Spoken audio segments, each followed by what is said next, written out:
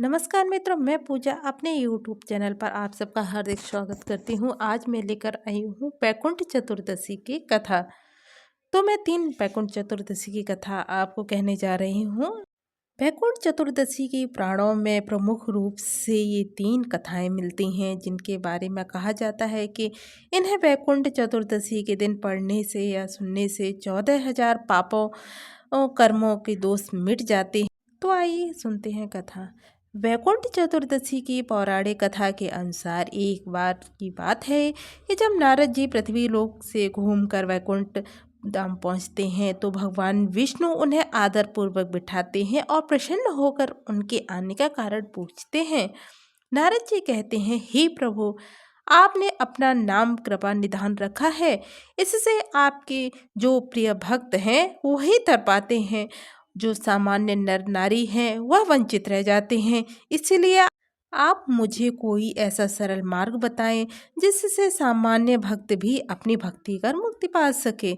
यह सुनकर विष्णु भगवान जी बोले, हे नारद, मेरी बात सुनो। कार्तिक शुक्ल पक्ष की चतुर्दशी को जो नर नारी व्रत का पालन करेंगे और श्रद्धा भक्ति से मेरी पूजा अर्चना करेंगे, उनके लिए स्वर्ग के द्वार साक्षात खुले होंगे। इसके बाद विष्णु जी जय विजय को बुलाते हैं और उन्हें कार्तिक चतुर्दशी को स्वर्ग के द्वार खुला रखने का आदेश देते हैं। भगवान विष्णु जी कहते हैं कि इस दिन जो भी भक्त मेरा थोड़ा सा भी नाम लेकर पूजन करेगा वह वैकुंठ धाम को प्राप्त होगा।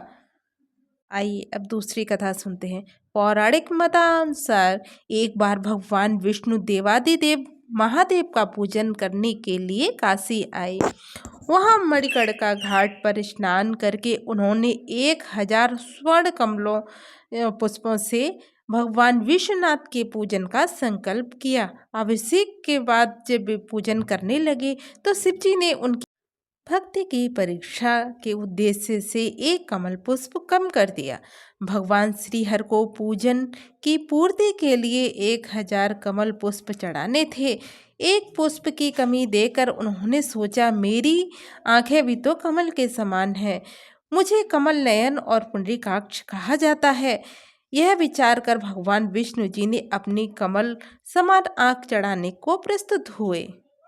विष्णु जी की इस अगाध भक्ति से प्रसन्न होकर देवादिदेव प्रकट हुए और प्रकट होकर बोले कि हे विष्णु, तुम्हारे समान संसार में कोई मेरा भक्त नहीं है।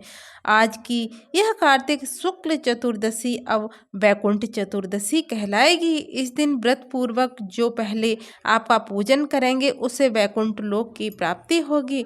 भगवान शिव ने इसी प्रकार चतुर्दशी को करोड़ों सूर्यों की क्रांति के समान बाला सुदर्शन चक्र विष्णु जी को प्रदान किया।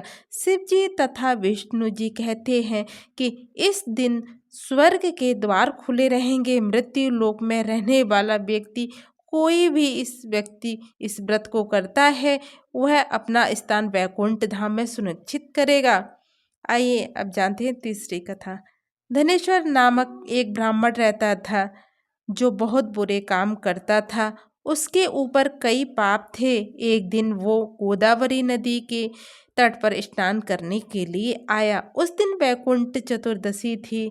कई भक्त जन उस दिन पूजा अर्चना कर गोदावरी घाट पर आए थे। उस भीड़ भाड़ में धनेश्वर भी उन सभी के साथ था। इस प्रकार उन श्रद्धालुओं के स्पर्श के कारण धनेश्वर को भी पुण्य मिला।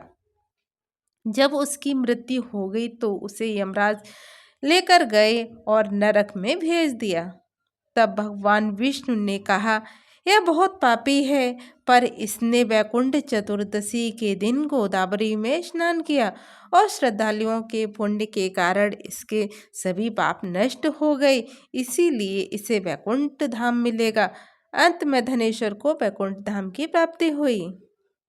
वैकुंठ चतुर्दशी का महत्व क्या है, आइए जानते हैं। भगवान शिव जी ने श्री विष्णु जी के तप से प्रसन्न होकर इस दिन पहले विष्णु भगवान और फिर उनकी पूजा करने वाले हर भक्त को वैकुंठ प्राप्त करने का आशीर्वाद दिया था। इस संबंध में ऐसी मान्यता है कि इस दिन पूरे मनोभाव से वैकुंठाधिपति भगवान श्री हरि विष्णु की पूजा करने से मनोवांछित फल की प्राप्ति होती है और वैकुंठ धाम में निवास प्राप्त होता है।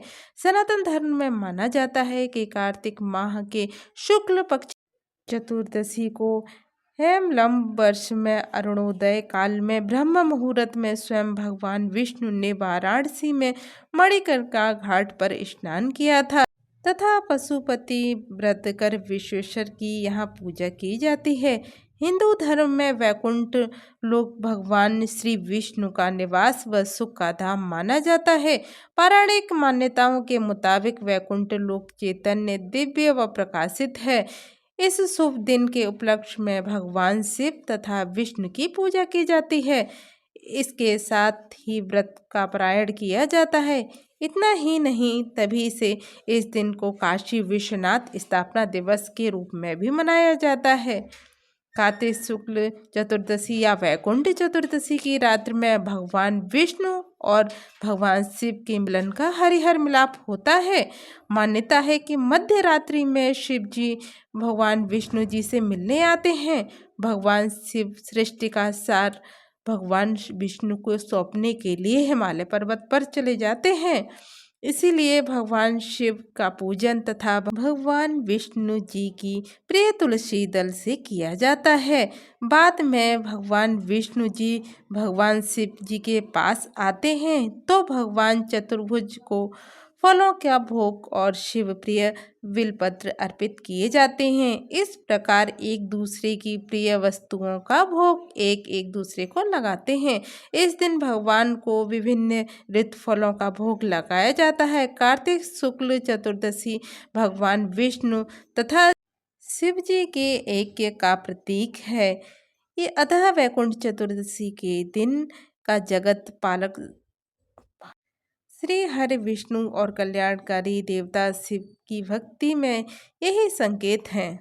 शास्त्रों के मुताबिक इस दिन शिव और विष्णु मंत्रों के ध्यान से शक्ति व लक्ष्मी की प्रसन्नता मिलती है, जिससे दारिद्र्यता दूर होती है और सांसारिक कामनाओं जैसे धन दौलत यश प्रतिष्ठा और सभी सुखों की कामना सिद्धि भी पूर्ण होती है। इस दिन यानी कार्तिक शुक्ल चतुर्दश के दिन भगवान विष्णु ने मत्स्य अवतार लिया था।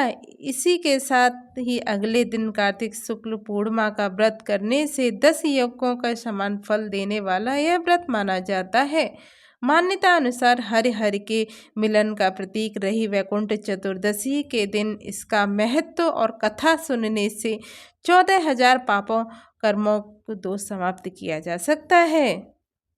तो कैसी लगी आपको कथा? अगर आपको कथा अच्छी लगी हो तो प्लीज़ मेरे वीडियो को लाइक करें, चैनल को सब्सक्राइब करें, अपनी फ्रेंड फैमिली के साथ ज़रूर से ज़रूर शेयर करें। हर हर महादेव, हर हर महादेव, हर हर महादेव।